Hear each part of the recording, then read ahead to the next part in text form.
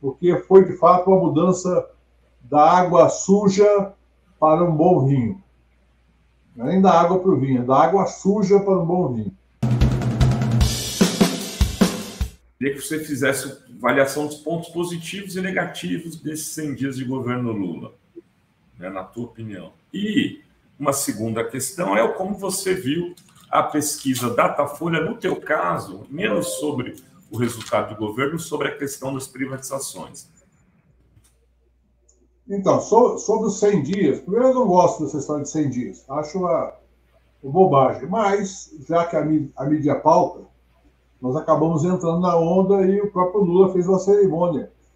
Eu quero dizer que, considerando de onde viemos, nós temos que comemorar muito, porque o governo conseguiu não apenas tomar posse de uma máquina esfrangalhada, enfrentar aquela situação de 8 de janeiro de maneira muito positiva, quase nota 10, eu diria que dá para dar 9,8, que houve um comportamento muito rápido, ações políticas muito relevantes, como, por exemplo, aquela reunião entre os poderes, aquele gesto simbólico de caminhar do Poder Executivo até o Poder Judiciário, do Planalto até o Supremo, com parlamentares, com o ministro do Supremo e ministro do Governo, e, no geral, começar a sociedade a ouvir um governo que fala de coisas positivas, que projeta o positivo e, raramente, com uma escorregada ou outra, caminha para o terreno negativo. Então, foi muito bom. Só de reativar programas sociais que foram mudados de nome, enfraquecidos ou até praticamente extintos, já conseguir, nesse pouco tempo, reativá-los com orçamento apertado, com dificuldades com o Congresso Nacional, eu creio que está muito bem, obrigado. A composição do governo, acho que não precisava ter cedido aquele espaço que não foi nem para a União Brasil, foi para o Alcolumbre, mas quem negociou sabe as circunstâncias e provavelmente sabe alguma coisa que eu não sei. Eu acho, da minha opinião, olhando de fora, foi um erro. Até porque o ministro das Comunicações e o ministro e a ministra do Turismo não têm capacidade, na minha opinião, de entregar os votos necessários para formar a base de governo. Mas, quem sabe, o Padilha e outros companheiros saibam de coisas que podem nos ajudar a fazer autocrítica daqui a algum tempo. Mas, no geral, nota 9,8, 9,9, porque foi, de fato, uma mudança da água suja para um bom vinho.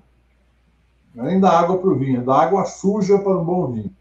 E nós estamos hoje podendo olhar para o futuro. O presidente Lula está indo para a China, depois de ter estado na Argentina, em Portugal, nos Estados Unidos, ou seja, o Brasil tem de novo uma imagem positiva internacional. Temos milhares de problemas a enfrentar, não temos base ainda no Congresso Nacional, temos que enfrentar tudo isso, mas enfrentar com alegria, porque temos um presidente que ama o país, ama o povo e tem compromisso com a democracia. Só de falar isso daqui com a boca cheia, já estou muito feliz.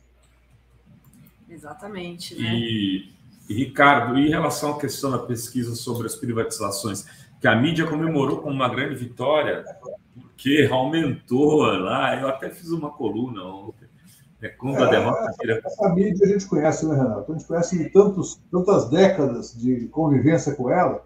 Eu me lembro dos anos 90, nós fizemos uma greve dos bancários, que o tesão da Folha de São Paulo era dizer que a greve tinha fracassado. E a nossa greve foi enfrentando todas as dificuldades, e depois de 10 dias, nossa greve era vitoriosa. Eu chamei o repórter da Folha de São Paulo, que, por sinal, hoje é da Carta Capital, ou seja, uma pessoa que estava ali aprendendo os caminhos de São Paulo. É o meu grande amigo, Sérgio Lírio, que é um cara muito competente. Eu chamei e falei: Sérgio, está vendo?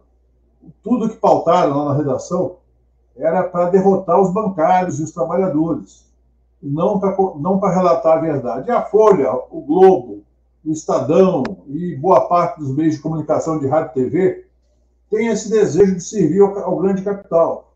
Não é só desejo, é necessidade. No caso da Folha, agora é um jornal de banqueiro, né? Que tem o PagSeguro, o PagBank. Então virou um jornal que é praticamente um house organ de um banco. O Estadão sempre foi o queridinho dos banqueiros de São Paulo. Tá com patrimônio líquido negativo há 15 anos. Se fosse uma empresa comum, já teria quebrado. Mas como tem sempre caixa garantida, ele continua existindo. E o Globo vive da Rede Globo, não vive da venda de jornal. E os meios de comunicação eletrônica todos são financiados por bancos que querem privatizar tudo no Brasil. E é lamentável porque está provado. E olha só, eu sou um cara que defendi várias teses polêmicas. Por exemplo, eu sou favorável à concessão de saneamento, desde que bem desenhado o edital, de que bem supervisionado pelo poder público, que haja controle social da população. Sou favorável. Conheço um exemplo que eu ajudei a construir, que viabilizou a universalização da água e do esgoto numa cidade do interior de São Paulo. E outros que são bem-sucedidos. E tem muita porcaria também em concessão de saneamento. Mas o problema não é ter capital privado. O problema é essa visão de que o privado é mais eficiente por definição. E não é.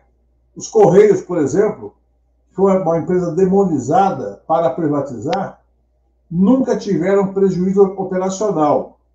Nos poucos anos que deu prejuízo, foi prejuízo contábil, por força de normas contábeis que não refletem a realidade estrutural da empresa. O Banco do Brasil, a Caixa Econômica, a Petrobras, a Eletrobras, que foi privatizada, todos foram sempre de grande valia para o povo brasileiro.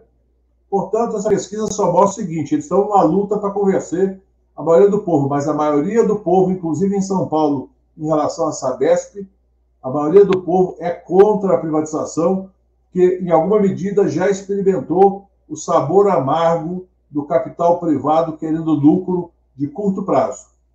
Quando você não tem, principalmente quando você não tem o poder concedente de uma concessão ou o Estado, quando privatiza alguma coisa, fiscalizando o que aconteceu naquele setor para viabilizar a eficiência e o retorno para a sociedade. Porque você falou do caso do saneamento e tal, agora, Correios, por exemplo, não, os próprios Estados Unidos não privatizou, né? Ao contrário, lá dá prejuízo, viu?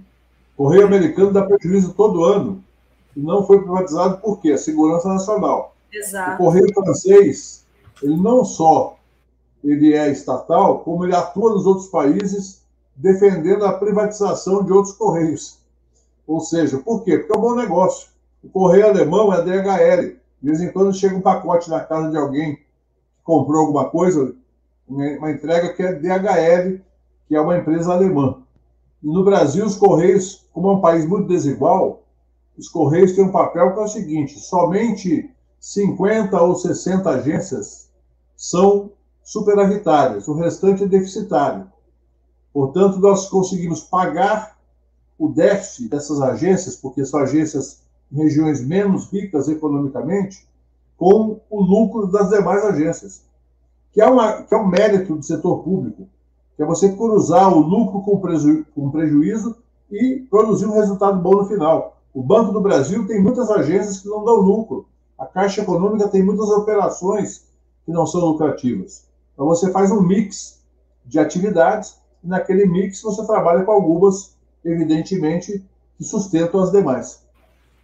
E o pessoal fala, não, porque o privado funciona bem e tal. Vai ligar para Vivo para cancelar um chip? Quanto tempo você fica? É plano de saúde. A pessoa que tem plano de saúde sabe a dificuldade que é você ter uma consulta, um exame, assim por diante. A não ser que seja aquele stop que você paga 5 mil por mês.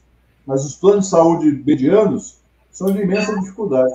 Nossa, não, e ainda eu vi um caso que aprovaram um exame, mas não aprovaram a agulha do exame. Aí estão cobrando agora 980 da agulha. Então, assim, privada é melhor, gente?